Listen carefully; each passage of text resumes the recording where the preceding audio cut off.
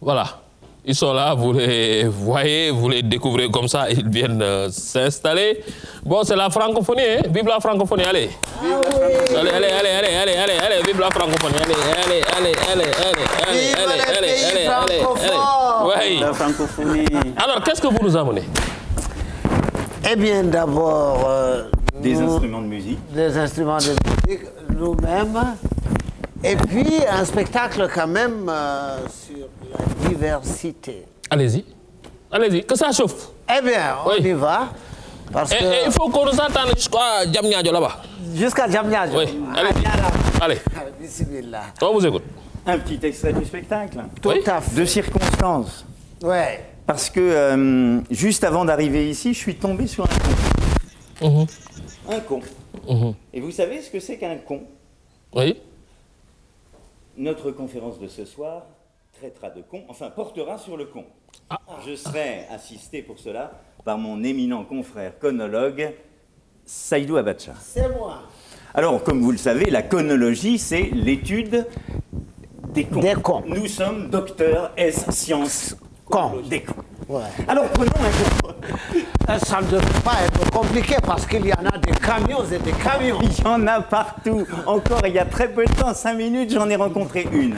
Donc, prenons un con. C'est vraiment à croire que la mère des cons est toujours enceinte. Tout à fait. Alors, prenons un con. Hein? Et ayons un problème avec ce con. Que faites-vous? Vous vous expliquez, hein, la communication, rien de tel pour régler les problèmes? Oui. Mais non. Mais non, pas avec un con. Lorsque vous avez un problème avec un con, plus vous expliquez... Plus le problème s'accentue et vous tue. C'est exactement cela. Vous expliquez, et au départ, c'est un petit événement comme ça. À la fin, c'est une guerre nucléaire. C'est ça un con. Avec un con, au départ, tout est possible, et au bout de 5 minutes, plus rien ne l'est. C'est exactement ça, le con.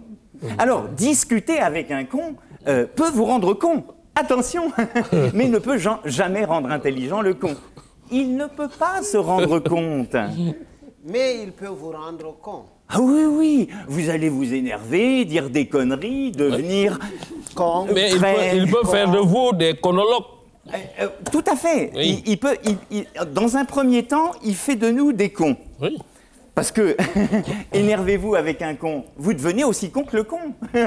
Mais après, lorsque vous prenez de la distance, hein, on arrive à prendre de la distance avec soi, après vous étudiez, et effectivement, à un moment donné, vous devenez docteur S sciences des cons. Oui, et les cons mangent des concombres. Les cons mangent à peu près tout, et effectivement, les concombres, il y a certains cons qui ne les mangent pas, ils font d'autres choses avec. Oui, oui. Mais vous ne parlez pas de con. De connes? Oui. Donc il n'y a pas de con-femme. Alors là, si vous me lancez sur le sujet... Oui. Si on prend con, c'est dans le sens homme, femme. Oui. Ah, donc il y a des Attendez, femmes cons. je regarde. Est-ce que je vois une conne?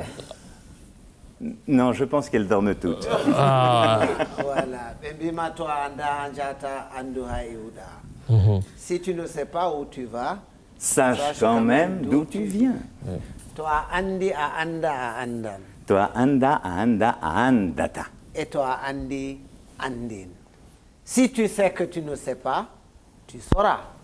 Mais si tu ne sais pas que tu ne sais pas, Tu ne sauras jamais. et comme disait Amadou Hampateba, En en Afrique, Afrique, quand quand un vieillard meurt, c'est une bibliothèque qui brûle. Voilà ko sukku gonduna bao futere nafata narral buran. Il ne sert à rien de se boucher le derrière après l'échappatoire du paix. Ah non. Mardo hakkilo biddan hayre wurtinan ndiyam yara. Un homme patient peut presser une pierre, en extraire le jus et s'en délecter. Mais il faut être patient. De nos jours, la sagesse, c'est la conscience de la science dans la patience. Lorsque j'ai rencontré Saïdou pour la première fois, C'était dans un festival. On s'est croisés. Moi, je le connaissais, parce que j'avais vu sur Internet ces fameux proverbes. Mais lui, il ne me connaissait pas. Et nous nous sommes croisés. Il m'a regardé, il est venu vers moi, et il m'a embrassé comme s'il me connaissait depuis 30 ans. C'était où exactement? À Saint-Denis. À Saint-Denis, en France. Et depuis, on a décidé de faire des choses ensemble. Et on a décidé de faire des choses ensemble parce que tout nous sépare. Il est calme, je suis nerveux, il est sage, je suis fou, il est poète, je suis philosophe, il est intelligent, je suis con. Qu'est-ce qui vous unit là? Qu'est-ce qui vous unit là? Pas du tout. Justement, c'est notre différence qui nous unit. Nous sommes différents. Il est blanc, blanc. Je suis noir, noir. Black and white. Ouais. Il a sa culture, sa tradition, ses mœurs. J'ai aussi ma culture, mes traditions, mes mœurs. Mais justement, c'est cette différence-là qui fait avancer les choses. C'est dans cette différence qu'on a envie de construire quelque chose. Cette différence est une chance. Est une chance extraordinaire, parce que la vérité n'est nulle part entière. Alors, l'extrait là sur le con, c'est dans le spectacle. Et si on va un tout petit peu plus loin dans le sketch, à un moment donné, on explique au fait qu'est-ce que c'est que véritablement un con. Parce qu'il y a des gens qui disent on est toujours le con d'un autre. Oui, on est toujours le con d'un autre, c'est vrai, mais pas complètement vrai. Parce qu'il y a objectivement des cons.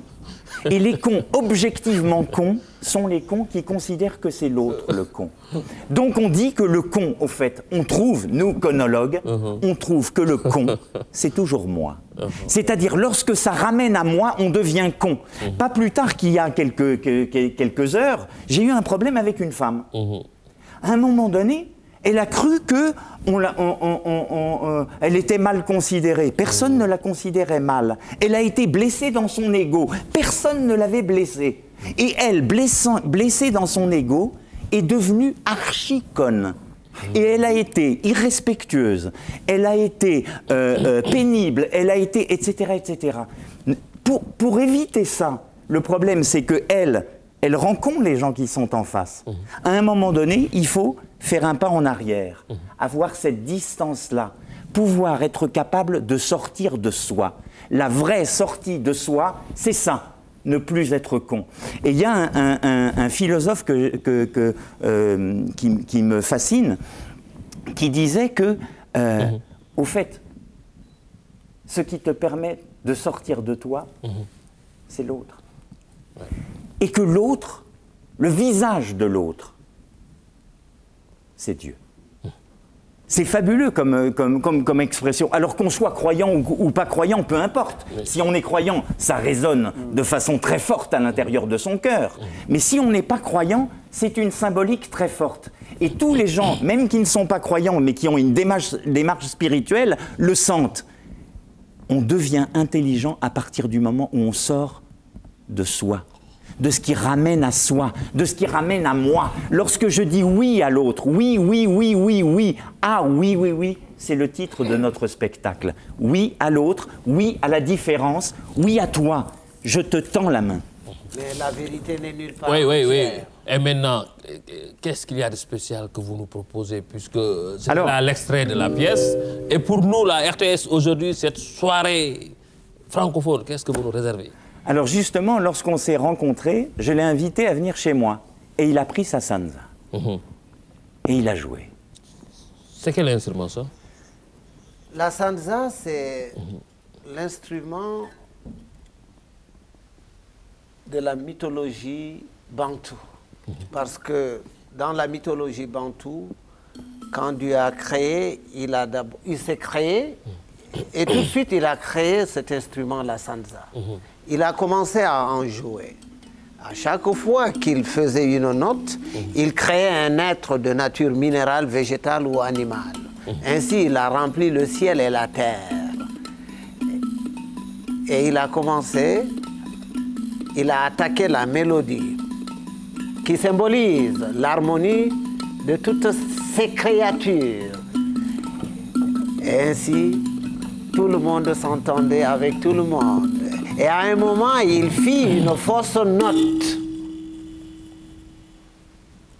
Il s'est arrêté de jouer et il a dit, ce nouvel être que je viens de créer avec la fausse note va perturber l'harmonie de toute ma créature. Et c'est l'homme. C'est pourquoi depuis que l'homme a été créé, partout où il passe, tout trépasse. Voilà l'histoire de la Sansa. Jouez. Mais la... Allez-y, jouez, jouez. Que ça chauffe. Qu'on nous entende jusqu'à Diamniadio. Allez-y. Ah, jusqu'à Diamniadio. Oui. Tawan boni nde ɗiɗi nde woore heeyi to a waɗi nde woore a boɗɗo to a waɗi nde ɗiɗi ɓe takke ginnawol ɓe gartire ba bonbon ɓe mure. Ne sois jamais bon deux fois, sois bon une seule fois et c'est largement suffisant parce que quand tu es bon une fois, tu es bon et c'est bon. Mais quand tu es bon deux fois, tu deviens bonbon et on te suce. Goɗɗo to wima moɗani yellere yimo be guite foronduma ko ñayri. Si quelqu'un te dit qu'il est capable d'avaler une noix de coco en entier, laisse-le faire. C'est qu'il fait entièrement confiance à son anus. Undu coco loata kon hachata. C'est la bouche qui ne parle pas, qui sent toujours mauvais. Bonga.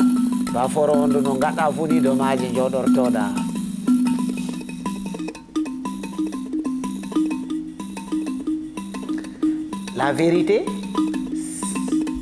c'est exactement comme les fesses. On finit toujours par s'asseoir dessus. Il y en a qui pensent, il y en a qui dépensent. Il y en a qui priment, il y en a qui dépriment.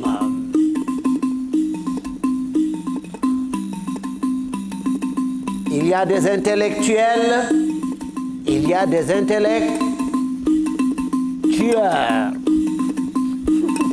Il y a des philosophes, il y a des philosophes. Il y en a qui pratiquent le commerce équitable, il y en a qui pratiquent le commerce équirentable. Il y en a des parlementaires, il y en a des parlementeurs, il y a des musulmans, il y a des musulmanteurs. Un chrétien qui ne respecte pas les valeurs chrétiennes, c'est pas un chrétien, c'est un crétin. Astaghfirullah. Il y a des agriculteurs, il y a aussi des agriculteurs. Il y a des béninois. Mais qui sont les béninois? C'est des gens qui bénissent la noix. Qu'est-ce qu'un chinois? C'est quelqu'un qui chie la noix. Qu'est-ce qu'un Sénégalais alors?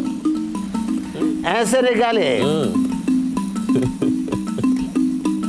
Il est boulelé ou bien? Alors là, tu nous as touchés. Relance-moi. Ça représente quoi la scène pour toi? La scène, c'est quoi? La scène égale quoi? Scène égale joie. Scène égale rire. Scène égale partage. Scène égale frère. Scène égale lait. Le lait, c'est l'aliment le plus précieux au monde. Kossa. Sénégal, le plus bel endroit du monde.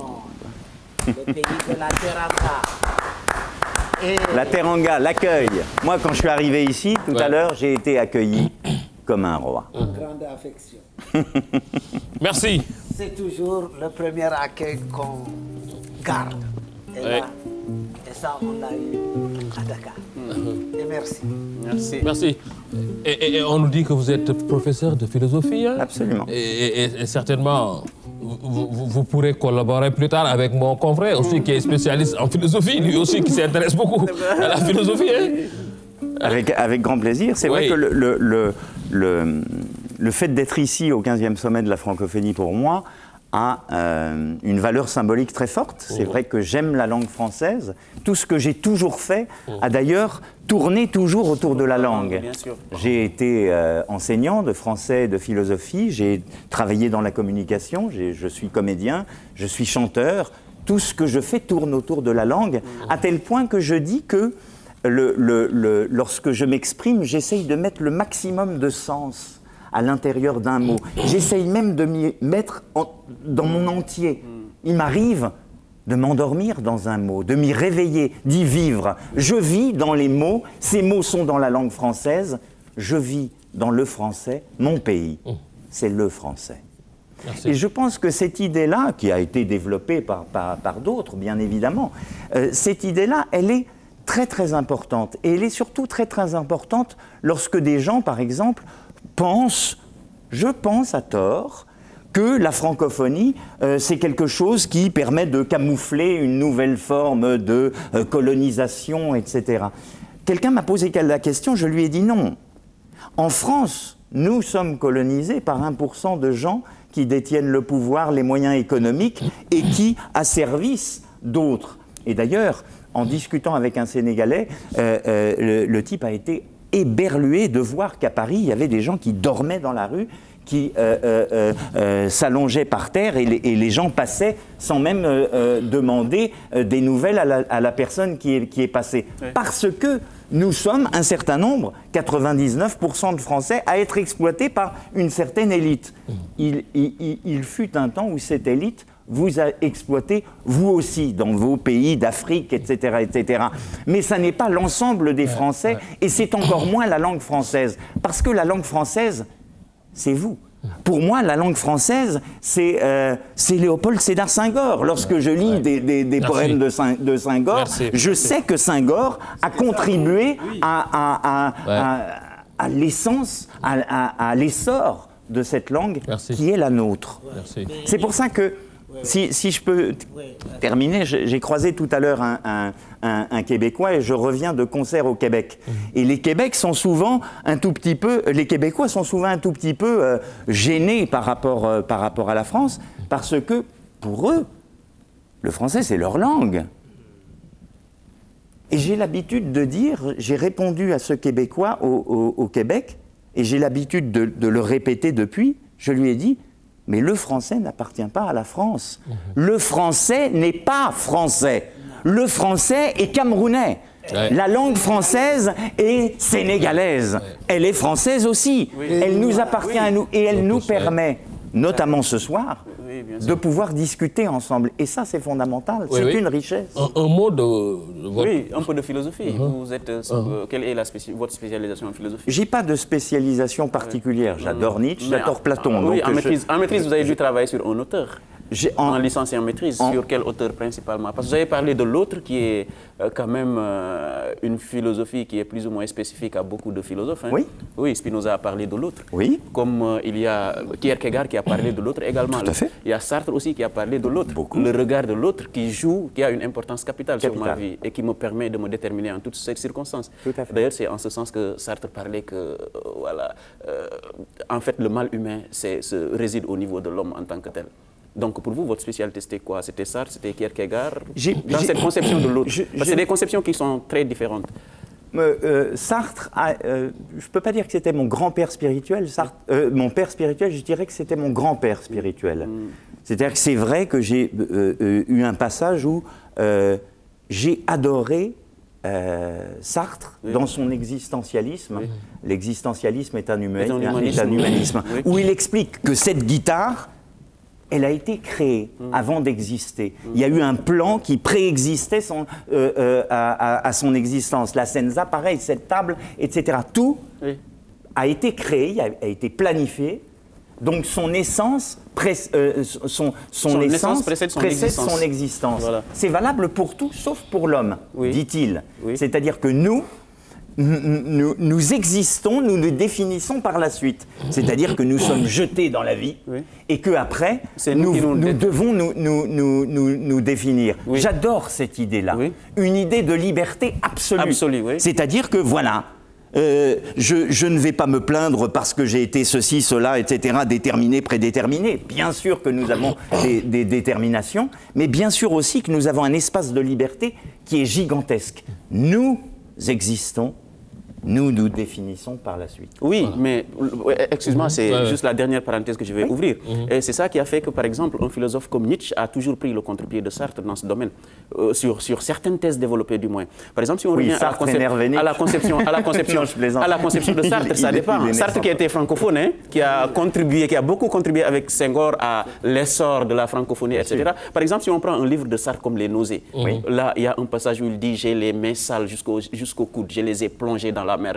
Il insinuait en fait le fait que le regard de l'autre soit plus déterminé par rapport à nos conceptions nous-mêmes de la vie. Et je crois que ça c'est très important. Ouais. Et ça, oui, dans les mains sales justement, c'est pas dans les nausées. Je ne suis pas philosophe. Voilà, c'est dans les mains sales justement, c'est pas dans les nausées. Ouais. Parce que dans les nausées, il a parlé de la conception de la nausée en tant que telle, qui est un mal humain assez profond, etc., etc. Mais par rapport à la francophonie, je crois que ça c'est une idée qui est d'actualité. C'est-à-dire le fait que le regard de l'autre détermine aussi la prédestination de la francophonie. Jusque-là, on parle d'ambition. Dans le spectacle, on développe, spectacle, on développe cette idée que l'autre, c'est lui le con, quand tout va bien.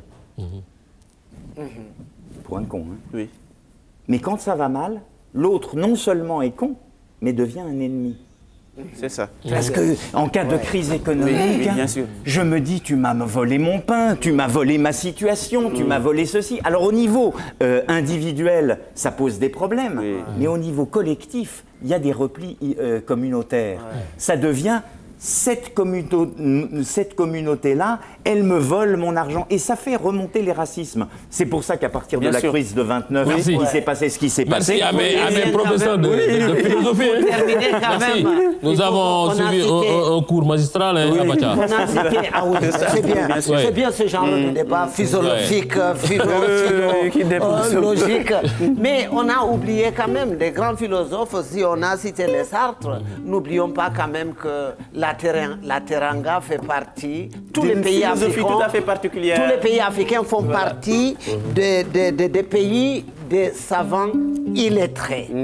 Parce qu'il est dit, Amadou Hampâté-Bâ le disait, la personnalité de la personne est multiple dans la personne. Oui. Chez les Peuls, il est dit,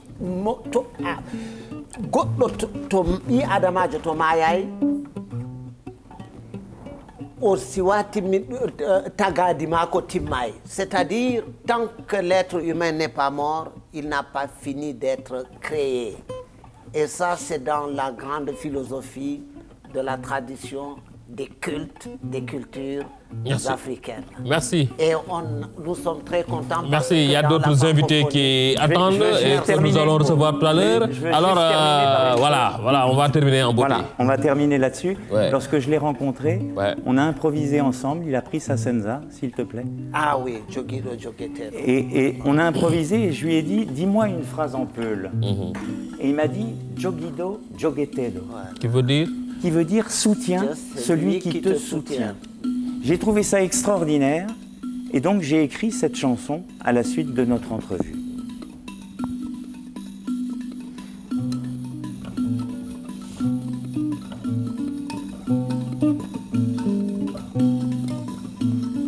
Je ne l'avais jamais vu, au grand jamais vu, je ne l'avais jamais vu pleurer. Je ne l'aurais jamais cru, au grand jamais cru, je ne l'aurais jamais cru tomber.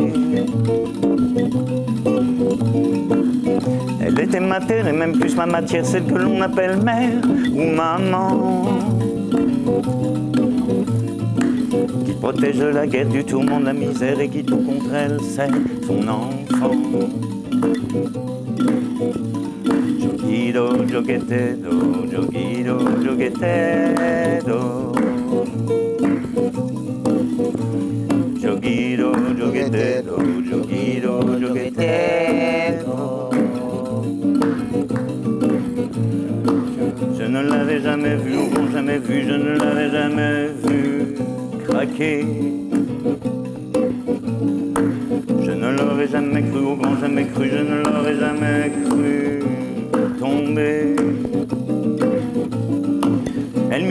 à terre, je n'ai pas su quoi faire, elle a vécu l'enfer, ma maman. Je sais que je n'ai plus guère te protéger, ma mère, du tourment de la misère, maintenant. Joguido, joguetero, joguido, joguetero. Joguido, joguetero, joguido, joguetero. Je ne l'avais jamais vu, au grand jamais vu, je ne l'avais jamais vu hurler.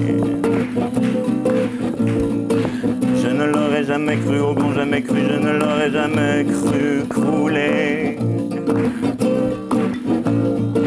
À présent sous la terre, même devenue poussière, je la sens qui me serre tout le temps. Mais je regrette mes frères de n'avoir su quoi faire pour éviter l'enfer à maman. Joguido, joguetero, joguido, joguetero. Joguido, joguido, joguetero, joguido, joguetero. Joguido, joguido, joguetero. C'est du peul. Ça veut dire soutien, qui te soutient, soutien, qui te soutient, soutien, qui te soutient, soutien, qui te soutient. Ah.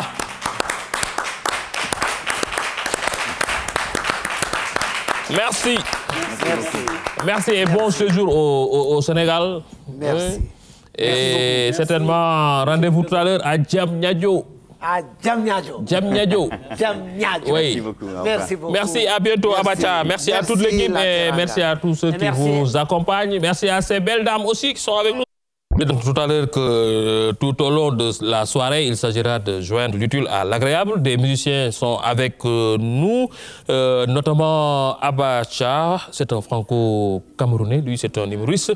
Il y a également Djibi Guissé qui est avec nous. Ils vont jouer en duo, hein, histoire simplement de jouer francophonie, comme vous voulez, ou bien, en tout cas, ce sera... écoutons Baba.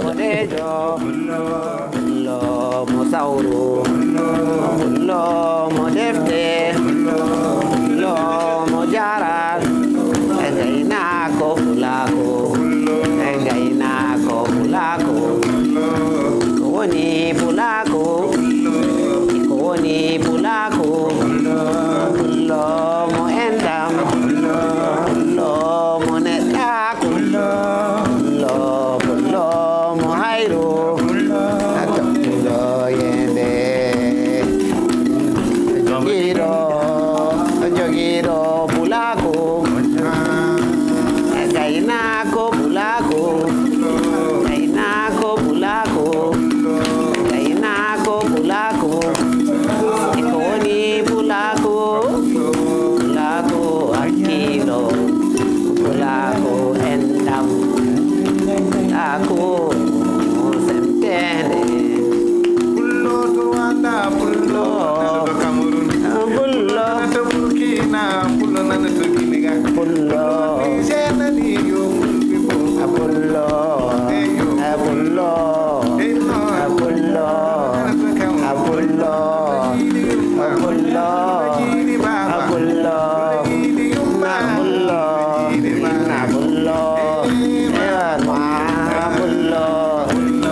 Hey mama Senegal, hey mama Cameroon, hey mama Mali, hey mama Mali.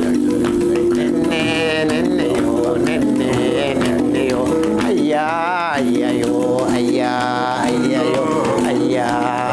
yo, ayya mo baba, ayya mo dada, ayya mo nene, ayya mo gindao, ayya yo.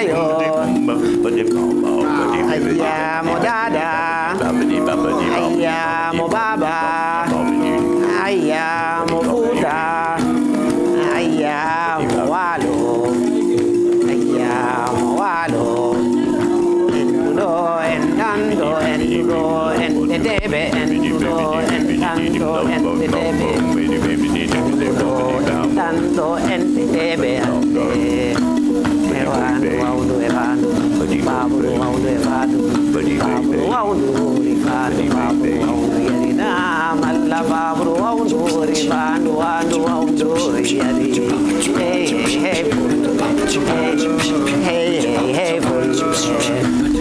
hey hey kakilane pulaku kakilane pulaku kakilane pulaku pulo danejo pulo bodejo pulo balejo pulo danejo pulo moila pulo moila pulo nana daga pulo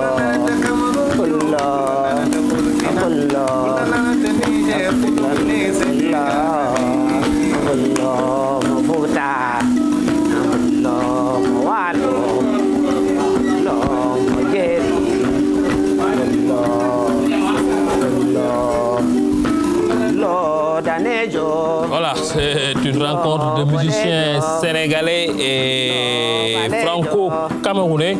Il s'agissait là de Djiby Guissé, c'est un membre du groupe Les Frères Guissé, en compagnie de Seydou Abacha, le franco-camerounais. Ils ont tout juste improvisé un titre pour nous. Donc, à l'occasion de cette soirée spéciale dédiée à la francophonie ici à la RTS. Et entre-temps, vous avez vu aussi des danseurs du village de la francophonie. Nous allons essayer de voir ce qui se passe au niveau du village de la francophonie avec la complicité de